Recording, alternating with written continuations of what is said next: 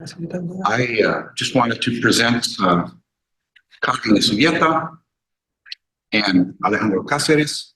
They are dear friends of mine and members of Austin Sanctuary Network. And we are our congregation coalition member of that. They're going to talk about two basic things this morning. The SB4 laws, there's two of them actually.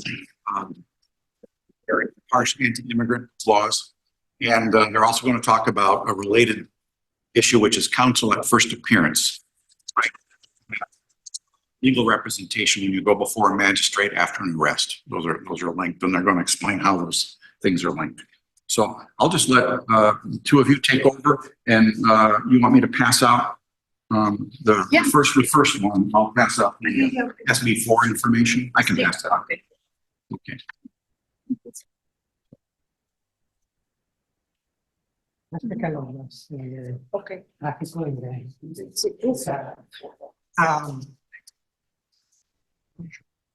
have a power.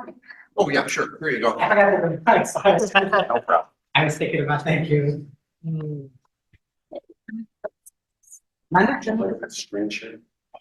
lo guardo. No, pero te lo guardo aquí para que no se te olvide.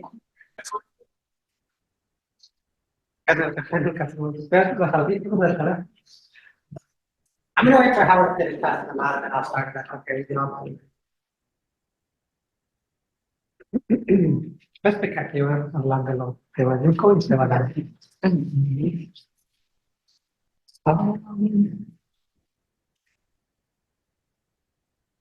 Go ahead. So I have a very funny thing that sometimes my voice is really high. So let me know if my volume is. My name is Alejandro. Thank everyone for being here. So quick question. What do folks know about SB4, if anything? Nothing? Not a lot. I'm new to Texas, new to some of these issues, so I don't know a lot. I hear about it on the NPR. Thank you. I know it empowers police beyond ICE in the state of Texas, throughout the state of Texas, to do arrest. And I know there's also some police districts that are pushing back on that. Thank you. Yeah. So there's two SB4, right? There's a trafficking one, and then there's an illegal entry and re-entry. And we're going to talk about the trafficking one real quick because it's kind of the simplest, and it hasn't been. For some reason, they haven't sued for it yet. So this law is still in effect. So it's the human trafficking one, right?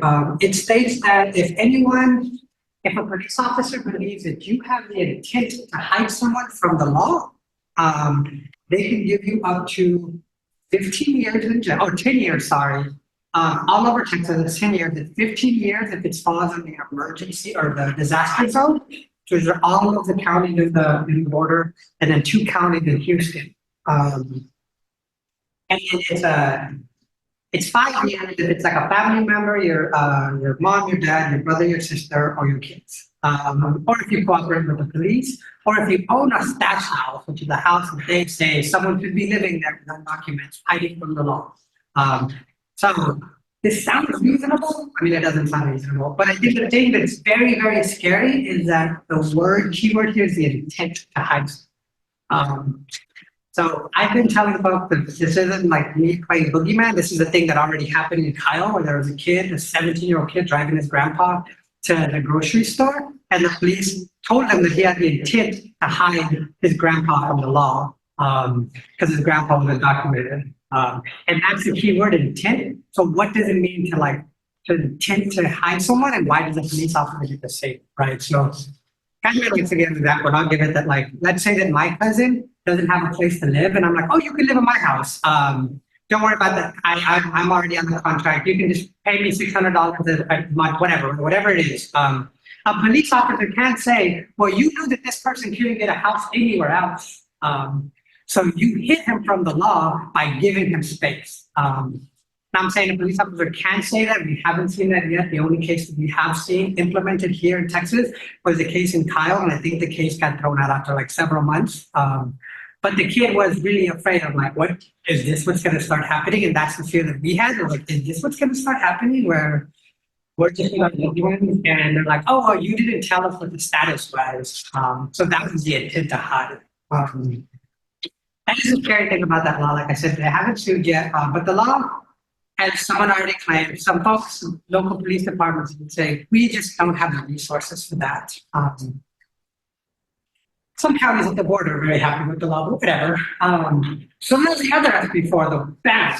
Yes. On the trafficking, it sounds like it gets beyond an ordinary understanding of trafficking. Correct. It's way beyond. Yeah, so it is way beyond trafficking, right? It is that if the police officer just believes that that you had the intent, whatever it is, in the state of Texas, they could say that you were human trafficking. So if I pick up somebody at the side of the road. Yeah. And drive them down the road. I'm liable for that. So let's say that I, as a police officer, stop you, right? Right. And then the person I'm assuming is the passenger seat, you just kind of some stranger, right? So I ask you, I give you all the license, registration, everything, and then I ask you, hey, your passenger, do they have an ID? Yeah, I'm gonna say, I didn't ask. Yeah, right. So let's say that it is not your passenger. Let's say that it's your neighbor that you know is undocumented, right? Oh, okay. Let's say that the police officer asks you, does your passenger have an ID? Do you understand that both of that, A, you don't know, B, you might not want to answer. In both of those situations, the police officer could be like, what is your intent? Like, what is your intent of answering the question that way? You don't know? Why did you pick up a stranger? Well, it could also be like a person who, say, employs a nanny or a gardener or whatever and knows that they're fearful of the law for whatever reason. And even if local cops say they don't have the resources to enforce it, if they decide to harass somebody, they can use this law. And am I right? The way that the law is written is that the operator gets to decide what your intent is. No. And then you have to prove it otherwise. Yeah, I was wondering because I was an Uber and Lyft driver, and one day I was in a nice housing area and I picked up, she could have been underage. She was on the phone the whole time with some guy and she looked scared to death. Like she looked like she was scared to get in my car. She looked scared riding in the car. She wouldn't hang up the phone, and I dropped her off at a strip club on I-35. She looked like she was scared to get out. What do you do in a situation like that, you know? I mean, I was worried about her safety. I thought she was probably trafficked. And then the state of Texas decided to focus on those situations instead of people who are just trying to do grandma. Yeah, no, that's really tough, but I don't know how. And what happens to the Uber driver if they say? So, so actually, that was one of the first questions that one of our members, Maria, Maria. yeah, Maria, I think one of the first questions she asked us after this thing, she's like, hey, so esposo, kids? Sorry, I just heard that in a while, I could turn it back. Let me ask you, y'all could stand back. The microphones do better when you're. Okay, thank you. Thank you. Move the table if you need it. Yeah. Okay, Maria is one of our members, and she have a family who drive Uber, and she said, what happened with them? What happened with them? We don't know. We don't know because the law don't specific align, because that law, to me, is my vision is to divide us more, right? To don't have contact. Yeah. And you don't know the human being. You see the people like criminals, so it's more easy to divide, right? So that member asking, what happened with them? We don't know because we don't have lines specific for Ubers. We don't have lines specific for renters. We don't have lines specific for nothing. It's open wide so they can implement in their discretion. Also, I find that Maria also was asking, or also asked us because her husband would sometimes take an Uber to work from home, and she was worried about the Uber driver. Like, is he going to get in trouble for driving my husband around? And I was like, that's very kind of you to think for an Uber driver. But yeah, so there is no actual there's no, I don't have a solution. I don't have an answer to like what's going to be for Uber and Lyft drivers. I will say that I think it was Uber in their mind when they passed this law, they said, oh, it's because people in the border Ubering across the border. Not happening. Just want to say that that's not happening. But yeah, we don't have an answer because it hasn't been implemented yet. You know, laws are the way that they're implemented. So we like to tell people this is the way the law is written. It does not mean that it's going to be implemented in that way. That also, however, doesn't mean that it won't be implemented in that way, right? There will be officers who will be like, you know what? I will take I am immigration. Yes. Speaking to that, I believe there's a part of the law, if I'm not incorrect, that allows, I think it's DPS to recruit non-police members to help with the situation. Is that your memory as well? I mean, there is a program called 287G in Texas, where immigration comes to like a local, I mean, it's more complicated. I've narrowed it down a little bit. So immigration gives a training to the local police officers, like a 4-hour training of like how to spot an immigrant, how immigrant status, blah, blah, blah. I worked in immigration law as like a legal clerk for about on and off like 10 years. I would not feel comfortable asking someone about their immigration status and then asking them more questions and seeing whether they were deportable or not. And I'm not even from this country, you know, like I know the law.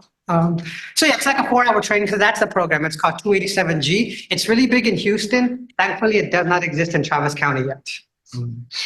I had another weird thing that happened to me as an Uber driver. I went and picked up, they were, I don't know, I think they were Arabian or something, one guy, and he told me to go to a restaurant, and I started driving, and then he said, oh, I want to go get my wife, go back there. I go back there, and he came out with 3 more men, and I didn't let them in the car. I said, call and get a male driver. He lied, so I didn't. Yeah, no, that's intense. I'm sorry you experienced that. Thank you. It says this applies to the disaster counties. Now, I live in San Marcos and Hays County, which is not listed here. So some counties this doesn't apply to. That's Correct, yeah, so the disaster county goes back to, the disaster zone goes back to 2020, when Greg Abbott was saying that there was an invasion happening, and he just declared a state of emergency for all of the counties on the border, and then the 2 counties in Houston. So that's where it is, it has to be, you had to have signed on to the immigrant disaster like crisis that Abbott said. It isn't just like any disaster, right? that raises a lot of questions in itself. Yeah, so as Carmen was saying, I have a dark sense of humor, so we call this one the one that says that we can't help each other, because that's what we think this law is about. It's about not criminalizing people, but actually making a set of individuals who are, for lack of a better word, untouchable, you know, of just like, oh, we don't want to help those people because then I'm going to get in trouble, right?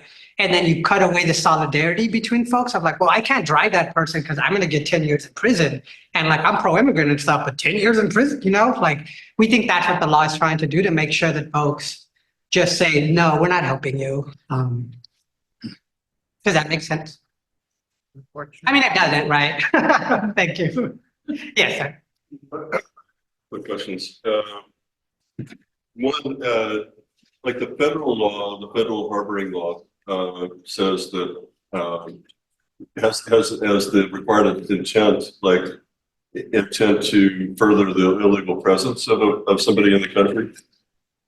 This seems to be a slightly different or slightly broader or more broad. Like if it's just to conceal, is it also conceal with intent to promote somebody's illegal presence in the country? Is that also the idea of this law, or is it somehow a little bit broader? Could you say the last part, promote what? To promote someone's illegal presence in the country Well, yeah. under federal immigration law. Is that the same intent here, or is this broader in the sense of just concealing somebody from authorities? So what I had heard, right, and again, right, because it hasn't gone to court, we haven't seen how it's like solidified as a law. What I heard was that it was a broader intent. It was a broader intent to conceal, right? I think it says intent to conceal. And that's where some of the folks, yeah, exactly. What does that mean? Like, what does it mean to intend to conceal? Like, Does it mean that I don't give you my passenger's name? Does it mean that I say, I don't know who my passenger is, or that I'm an Uber driver? I don't know this person's status, like, what does it mean to conceal someone? So I'm sorry, I was a little bit late, but I don't know if you already said where this law is in the process of being of litigation. This was not challenged at all. This one about, Trafficking one? yeah, wasn't challenged at all. It's not in the courts. It is technically still a law in the state of Texas. Wait, first case then, when somebody gets nabbed, does that add? I don't know. That's an ACLU question.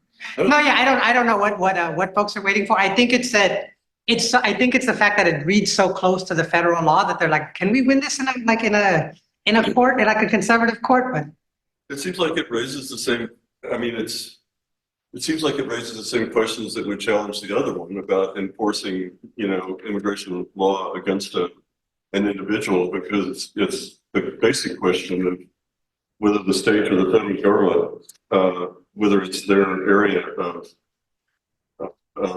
what's the right word, sovereignty or whatever. yeah, the supremacy clause from the, yeah. Yeah, so odd that it wasn't challenged in the. Yeah, no, I had thought it was challenged too, and I was telling community members for a really long time it was challenged. Then I looked it up and I was like, well, I've been lying to you. I'm sorry. I thought it was challenged too, but it was not. Any more questions? Hi. So the 15-year mandatory prison sentence is only for those counties. What Yes. happens in the other counties? 10 years. 10 years. Yes, unless you cooperate with the police, then it's 5 years, or they're like your family members. Yes. We had some discussion among ourselves about housing people here at the meeting house. Based on old law that says churches can give sanctuary. Has that been compared to this at all? This is actually my favorite question, one of my favorite questions, because I have we have a very specific way of organizing sanctuary campaigns, where there is no intent to conceal whatsoever. We are very public about it. And that is how we get away from that aspect of it. I was like, well, you intended to, no, we're not concealing anyone. We're being very real about they are here. You cannot come in and they will not be deported. Like, that is the difference between the way that we do campaigns and other things, right? Because that is the danger when people put someone in sanctuary. They're like, oh, they're just waiting for their U visa. It's like, oh no, you're concealing them. Or you're not concealing them, but like you're literally just having them sit at a church while they wait for a legal thing to happen. That for me is like a big no-no, but the answer to the question is right. If you bring in someone in sanctuary, the sanctuary campaign must be public. In my opinion, it must be public, and there must be we do not want to, they're right here. We just don't believe that they're deportable. So you can't say that we're trafficking them. Does that make sense?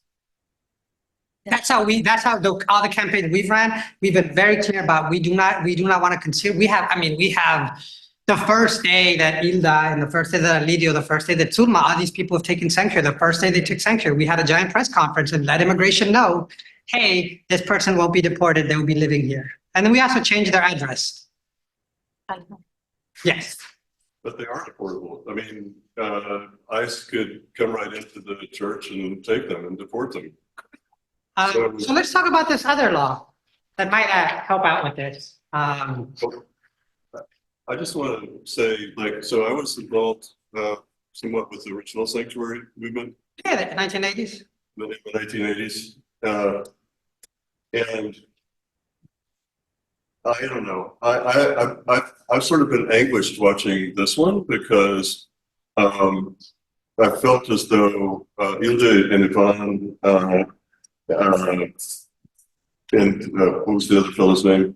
Alidio? Yeah, were kind of trapped in the churches, and that's been my perspective, my perception. I don't know if that's the reality, but that's my perception has been that, except for maybe Ivan going to school, or like they were kind of very confined for years in the churches, and in the early movement, that didn't happen because people were moving. They would come in. They were chosen for their capacity to speak to issues in Central America, what they were fleeing from in the refugee experience, but they were not so confined in the churches, and my heart went out to these more recent guys because it seemed to me that they were confined by this practice and which, yeah,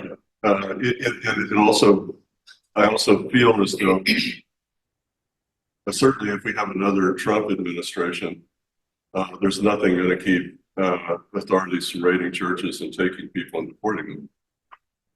Yeah, so I do want to respond to so Ildan, Alirio, and Ivan were mostly at the churches.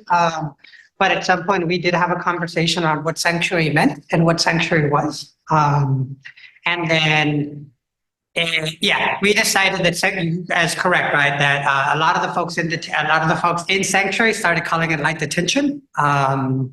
Because they're like, yeah, we still can't leave. Like, this is nice and all, but we're still in light detention. So after that, we did have like a conference of nothing but people who were in sanctuary in North Carolina, and a bunch of folks came in and drove, and we started having as you were saying, like, no, people need to start moving around. And you would be surprised how shocking it was that some churches were like, no, if you leave this church, you're no longer in sanctuary. How the churches themselves are like, no.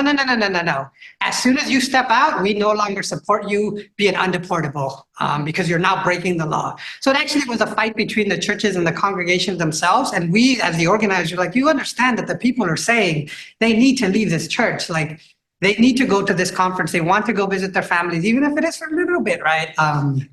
There was a lot of internal stuff happening, and I do want to highlight that there was that hype, right? We were talking about, like, yeah, the sanctuary movement of the 80s was nothing like this one.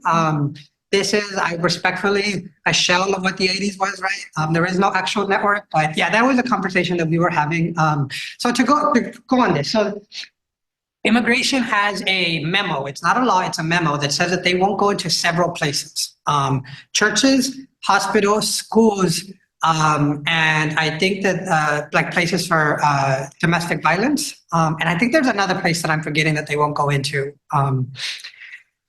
So that is what we use as sanctuary space, right? Like, if you want to come into a church, fine. If you want those optics, fine. Go ahead, ICE. Now, I will agree with you that if Trump comes around again, but I think that if Trump comes around again, all of this organizing that we're doing right now, it just gets thrown out, and we start having actual conversation of what it means to organize under fascism. But we think it's the state of Texas is basically the same. Probably would be in jail. Yeah, we'll probably be in jail. That's also true. We'll probably be in jail. So before the Trump election, we had a giant conference of like immigrant organizers. And I remember very clearly a speech that this Afro-Peruvian gave where he was like, look around, y'all. In 4 years, some of us are going to be in our home countries. In 4 years, some of us are going to be in jail. And some of us aren't even going to talk to each other anymore. And all of that came true. Some of the folks got deported under under Trump. So I want to talk about the legal entry and reentry because it does help a little bit with this. Yes. Yeah, just to say, next week I'm doing a forum here on Quakers in Russia. That's what's going on. It's what's been going on for years. That's what they face every day. So it's, we need to understand that. Yeah, no, I tell Carmen this all the time. She's like, well, what happens if Trump comes? It's like, well, we already have Trump. Abbott is Trump. Mm-hmm. So, like in the state of Texas, that's how I feel. Like, I don't need to wait for Trump. I have Trump. Like, he's right there. A bunch of criminals running the state. Sorry. SB4, the illegal entry and reentry. This is the one we call for those who were baptized by the river, because this only matters if you came through the river. So the law says that if you did not commit through a port of entry, legal port of entry, that's what this law is about. It's a legal entry and reentry. Quick question. What is a legal port of entry for all of y'all? Just wondering if y'all know. Put an entry spot at a bridge or at an airport. Anything other than that is considered an illegal reentry. The other thing about this law, though, is that you are supposed to have came into the state of Texas 2 years. Statute of limitation of the state of Texas is 2 years. So I want you to remember that when we go into a little more, but yes, how? How about state lines? Oh, yeah. So all of the state, right? Like, what is a port of entry through? And this is some of the questions some of the folks were asking is, what if an undocumented immigrant comes into Arizona? Mm-hmm. What if they come in through Oklahoma, right? Like, Canada. No, pero por los borders del estado. So yeah, so what happens there, right? Are they technically breaking this law? What happens to the fact that most immigrants who are in this country are here because of overstayed visas? Did they break this law? And like, just the more serious question, the more honest questions that gets to the point of this, did I break that law? Like, how do you know whether I broke that law or not? How do you know if Carmen broke that law or not? Like, how do you know how we came into this? How do you know how we came into this country? And also, who comes in, right? Like, who are you gonna ask? Like, I was in Arizona in 2010, and I remember them asking the immigration officer, what does an undocumented immigrant look like? And he said, dirty. No hesitation, it was like, dirty. Looks like he just got out of work. Like, I don't know what else. He said something ridiculous, like carrying oranges, and I was like, carrying oranges? Like coming over the border with oranges? Wow, sir. But he was describing a construction worker, right? That's what he was describing. So, Can I just add, the fact is that the country that is most represented on people who overstay their visas is Canada. And after that, it's, collectively the European Union. And then after that, it's different other countries. thank you. So yeah, so as before, right, is the entry and legal reentry. This law is a law that is up at the Fifth Circuit Court of Appeals right now. So this law creates a whole new set of crimes in the state of Texas, right? It says that if you came in through a non-legal port of entry, and you have been here, the first time that you get caught, it's a Class B misdemeanor, and up to 180 days in jail. The beautiful thing about this is that everyone who gets picked up under this law and is ordered removed gets sent to Mexico. I mean, everyone, Russian immigrants, Ukrainian immigrants, African immigrants, me, who I'm from Honduras, and I'd be very, very mad if I get deported to Mexico. Carmen knows I would be very upset. So let's say that I get picked up right by the police officers. They deport me to Mexico. I'm really angry and I come back. And then they pick me up again. Then that's called illegal reentry. And I get a Class A misdemeanor. It's up to a year in jail and can turn into a second-degree felony if I have some criminal charges, or like sexual assault charges, drug charges. It really depends. And the last point here is, so I immigrated to this country in '94. My mama brought me here. So let's say that I get arrested right now, right? And they run my fingerprints. They look at my immigration record, and they're like, "Oh, that's weird. Your mom petitioned for you in '94, but we don't know how that ended."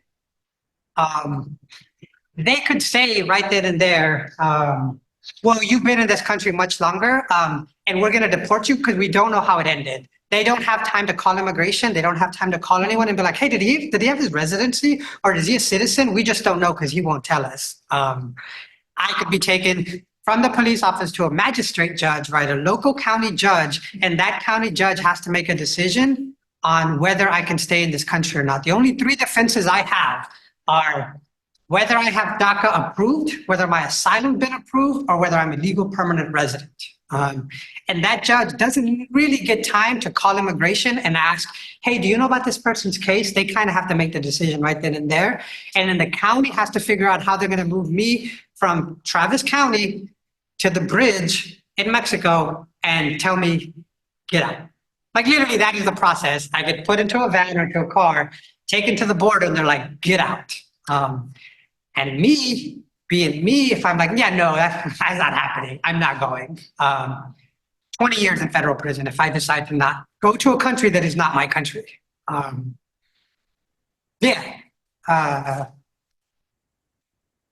So there's the places that it can't be implemented, right? Again, back to sanctuary and back to the spaces. There's 4 spaces these laws cannot be implemented. It is a church, a private or public, middle or elementary school, a healthcare facility only if you are getting services, and a safe space, right? A safe ready facility, so victims of sexual assault. But again, only if you are there getting services. So if you take someone who is a family member, you're undocumented, and they ask you for your status, they can ask you, they can't ask your family. That is how the law is written. That is where we're at. That is SB4. Do we have any questions around that? Your healthcare facilities include doctor's offices, dentist. I believe so. Okay. Yeah. Yes. So I want to go from this to like CAFA to council of first appearance. Because as stated, right, get picked up from jail, I get picked up, I get taken to a magistrate judge, and then that magistrate decides whether I get deported or not. I have a question that I might know the answer to. I maybe not. Anyone ever been arrested? In Travis County? What was the process for you? If you don't mind me, if you don't have to share, if you don't want to feel free. Well, concerning what you were going to talk about, they woke us up between 3 and 3:30 to go see the judge on Zoom or whatever. Do you have an attorney? No. Have you access to an attorney? Well, they assigned me a court-appointed one, but I got a different one from the meeting here. But I tried calling the number, and it said, mailbox is full. So I'm not taking messages. In Travis County, and in the county of Travis County, we are the biggest city. The city of Austin is the biggest city in the state of Texas that does not provide attorneys for people at magistrate, right? So when you first see the judge, most counties and most jails in the state of Texas allow you to sit in front of or sit with your attorney or with a court-appointed attorney to talk to them about the charges, about your bond, about what happened, about the incident. And then you go in front of a magistrate judge and y'all get to talk about that together. And that's when most of people's bonds get lowered, charges get dropped, charges get lowered, because that is their first interaction with a judge. In Travis County, you get none of that. In 2020, Texas A&M did a study in different counties, and they offered Travis County, I think over $50,000 for a 1-year study on what the difference is between I laugh at this study because this study's dumb. What the difference is between having an attorney when you're in front of a judge as opposed to when you don't have an attorney in front of a judge. I see someone smirking here because they're like, why does that need to be? Thank you, right? There's no need to, that does not need to be a study. That's what's happening if you have an attorney. Give me $5,000, I would tell you that. So we had that for 9 days. 9 days, what they discovered was bonds were being lowered, people were being released from jail, people's charges were being dropped. And then after 9 days, our sheriff, Sally Hernandez, went to the county commissioners, and I am quoting her verbatim. She said, "This is killing my staff." That was it. That's how she said, "This is killing my staff." And she said other stuff. I'm like, I can't do this. The county decided to end the program. And since then, and before that, we do not have attorneys at the local jail. So back to SB4. I get picked up by a police officer who asked me, do you know why I stopped you? I start having a chit chat with the officer, right? I'm like, oh, I was going too fast, like blah, blah, blah, takes me in. In front of that magistrate judge, he can say, I believe this person doesn't have any documents. And my only defense is I have DACA, I have a granted asylum, I have legal permanent residency. Let's say that I don't have any of those documents on me that prove that, and the police officers can't read my tattoos. That's my A number on my tattoo. I can be told that I don't have any documents, and if I can't prove otherwise right then and there, I will be removed. Now, how is this different if an attorney's right there, right? An attorney can start asking that police officer, right? Remember, what did I tell you? The 3 defenses that we have are DACA, asylum, and legal permanent residency, or legal status in the US. However, if there's an attorney present right then and there, they can ask that police officer, how did you know this person came in through an illegal port of entry? Just wondering, because you're in Travis County. How did you know that this person came in through? Did you stop them specifically to ask them that question? Or did that question follow by the investigation that you were doing in your initial stop, right? Because if the answer is, I just had a suspicion that this person maybe didn't have any documents, it's just like a hunch. No, it's not a hunch, that's racial profiling. That case can be thrown out, and many people will not get deported from this county if we have an attorney. We don't have an attorney. And Godman and I have been doing this work for many, many moons. I think I've known Godman longer than I've known anyone else in my life. 2013. 2013. In 2013, Travis County had some of the highest deportation rates in all of the US. When I moved to Arizona, Travis County had a higher deportation rate than Maricopa County, where I was running to because I thought there was an urgency there. We just discovered last weekend that Travis County ranks number 8 in deportations in all of the United States right now. In the last 6 months, since October, 11 people a day are getting deported, being removed from this county. And we were just talking about this. We don't know what the charges are because before Sally came around, Sheriff Hamilton used to release people's names every single morning of like what the detention was, if they had an ICE hold. He was at least kind enough to do that. Sally Hernandez stopped that. So now we don't know why people are being removed. And we have a meeting with her and we know what she's going to tell us. Well, I'm just deporting criminals. And that's the same thing everyone tells us. They're just deporting criminals. No sé qué compartir de su esposo, but yeah, I have that on share this. Okay, Miss, my husband, he was deported in 2013. So when I be enrolled very strong in this moment. So the program in that time is named Security Communities. Every time the state with a very beautiful name from these places is questioned. Why that means? Why that means? For who that means the names? And so they deport and we working very hard and I know I lost my own self because I lost my husband. I be here with 2 kids and it was very struggling in different way. You know, mentally it was horrible. I think it's the worst things happening for a couple, for a parents, for all of it, for families. So I don't want the other parents feel the same pain I feel in that times. And I don't want the other ones pass for the same thing. So I decide working on it. I decide working to remove that program from Austin.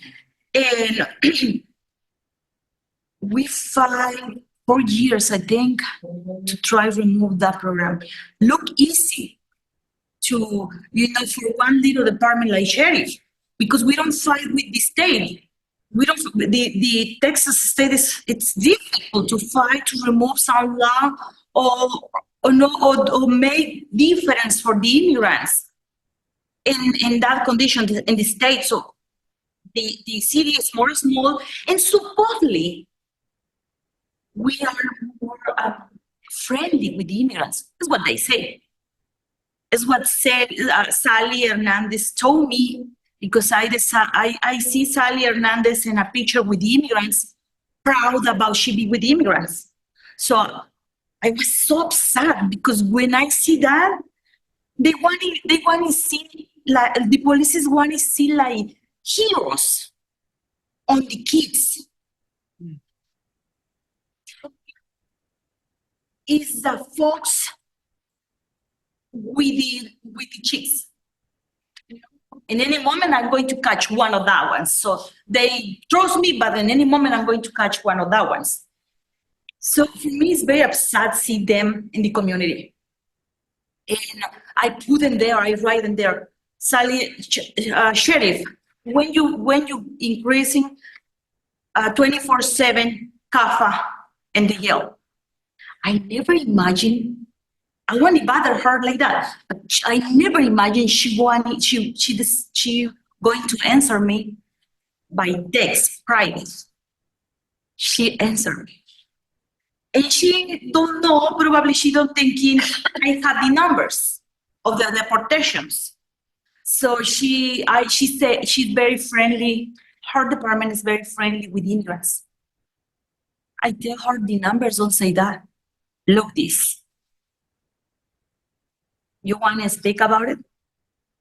So she in the answer she do it to me. She hear very upset. Like, and instead of to be against each other, we need to be working together. So we have a meeting. And from that conversation, from that text, having a meeting. So we have a meeting this May 13th and the juju. So we see what happened. We see what she say, because the numbers isn't there. Friendly with the numbers, we have not only the numbers. Probably she say because they are criminals. It's I deport them because they are criminals. How look the criminals? Like this. Because it's no proofs. I want to put examples that I know a lot of examples, because the community try to find me sometimes, not all of it, right? Because not all of it know me, but some community know me. They call me and ask me what they can do, and I'm trying to help in the way we can with all the movement. So that helped me to help them.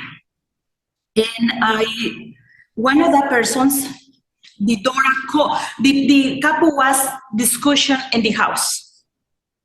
Okay, discussion, probably discussion in high voice. But then, I mean, they have problems in the house. The couple, the daughter called the police because she don't know if they file or not. But they call the police. The police coming, and that's what happened. They said they have discussion, but no violence. And they said they have to take one of them. They take her. Wow. She said she went to the office. Nobody coming and asking why she be arrested or nothing about it. They give one call. She say, nobody tell what happened. So who come in and make the questions? It was immigration. In the status and asking the social security numbers, asking where she worked, asking everything. Then 48 hours later, they remove her from Travis to different places.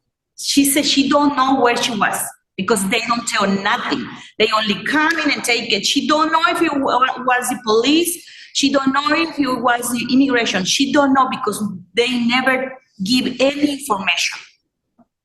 It's like kidnapping. So they remove it to different places and sleep in different places, and she don't know what's going on. She never had a lawyer. She never be in the front to the magistrate or nothing like that. So she come back to the immigration office again here in Austin. So they give a trip in different shells. They bring to office and immigration office in Austin for all the records and all the administration work. When she coming in through here, we was ready. We already made a campaign to polls and emails and do it, a lot of things to they give discretion to stay. We win. We take her out from immigration. So we save her around to $10,000 because we save the bond, we save the lawyer, and it's around, I want to say $10,000 because this is the price they pay only to come outside for nothing, for no reason. So then she discovered almost a year later, she have a court. How can have a court when she supposedly was deported? What they do it with the immigrants, they have nothing. They don't have lawyers. They don't have magistrate, nothing. So they have all the record, whatever they want to accuse for violence, for DWI, whatever thing. So they deport with all these charges. So when they deport them, then to the court. What happened? How they know they have a court when they deport? So in case today can fix their status later in the future, it's not possible. Because they have all charges and here. So it's not criminals. The state make us criminals. This is how they work with the immigrants. And this is why we discovered it. So we want to change that. We want to change the inhumanity treatment for others. Probably I can be dead and I never see that, but I'm trying to help. That's all. 10:51. Any last words? Our meeting is discussing what it means to be a sanctuary community. I know that, and we'll continue this, but love to have you back. Of course, thank you. I'm just speaking for myself. I can't say this for anyone else. Thank you so much. Yeah, thank you. Thank you. Yeah. Yeah, I'll second that. We'd love to have you back. And I couldn't hear everything during your presentation there. But so my question is really general, like, what is the mechanism with these new laws to effectuate the deportation? Do the state authorities don't have, even under these laws, don't have the authority to take somebody to the border and put them on the other side themselves? Is that correct? Correct, yes. So they have to turn them over to ICE. Well, under SB4, it would be a local police department driving you to the border and asking you to get off. So they wouldn't be turning you over to ICE. So that's what the Texas attorneys are saying in the lawsuit. In the Fifth Circuit Court of Appeals, one of the attorneys was arguing, the Texas attorney was arguing, we were never going to take them into the border. What the law means is that we were going to hand them over to immigration. And the judge rightfully was like, that's not what the law says. Oh, So that's what they're trying to argue now. And they're also trying to argue, no, this isn't for the whole state of Texas. It's just for the border, where there really is no, the border is a constitution-free zone. So that's what they're arguing. No, this is just for the border. This isn't for all of Texas. so they just leave them there and expect them to walk across the bridge and watch them until they do, or I guess my question is sort of going to, where can an intervention happen? I think it could happen. Systemically, it could happen at the jail. Right, this is what Carmen and I were saying, that Sally Hernandez came in, and I mean, we say she came in because we believe that it's us that opened the space, but we started the campaign for Hamilton to opt out of secure communities as well, right? And when he didn't, he wasn't elected, so Sally came in. That was her big campaign promise. I am going to make this an immigrant-friendly city. So there's a couple of things that she can do, right? Even though SB4 tells her that she has to hold people for ICE, she still has prosecutorial discretion. She can still say, hey, so actually this person, he's just here for driving without a driver's license. I'm gonna let him know. She still has the ability to do that, but since she's not releasing any of her documents, any of who she's detaining, we don't know if that's what she's doing. So that's gonna be one of our asks. Can you start releasing that information again? The other thing is that ICE holds are not legal, and I'm gonna repeat this again, ICE holds are not legal. They're essentially a new arrest. When I got arrested a couple years ago, I got arrested for a warrant that wasn't real in Maynard. I got arrested because I got a smart mouth. That's what it was. The officer told me on the side of the road, if you're scared of immigration, don't worry, they're going to come and deport you. And I was like, fine, let's go, homie. So he took me to jail. They took my fingerprints. They interviewed me. So right then and there, when they interview you, when they take your fingerprints, the judge eventually saw me. They're like, oh, sorry, we had a mix up. You're free to go. But I wasn't. I was held in jail for 48 more hours, even though I had no crime, just so immigration can come at 5 in the morning and we can play a game where they're like, we know your status. I'm like, cool. What are we doing here then? So that right there, that essential new arrest is what Sally Hernandez can ask immigration, who's another law enforcement agency. And she can tell them, if you want me to hold someone for you, give me a warrant. Because otherwise, I am illegally just holding someone out of a hunch. Because that's how ICE holds are. So Sally Hernandez, the other thing she can ask is, if you want me to hold someone, give me a warrant, an ICE warrant, because then we know that warrant will come in with a criminal conviction. And that is a whole other debate, but at least that way we know that people aren't getting stopped for running a red light.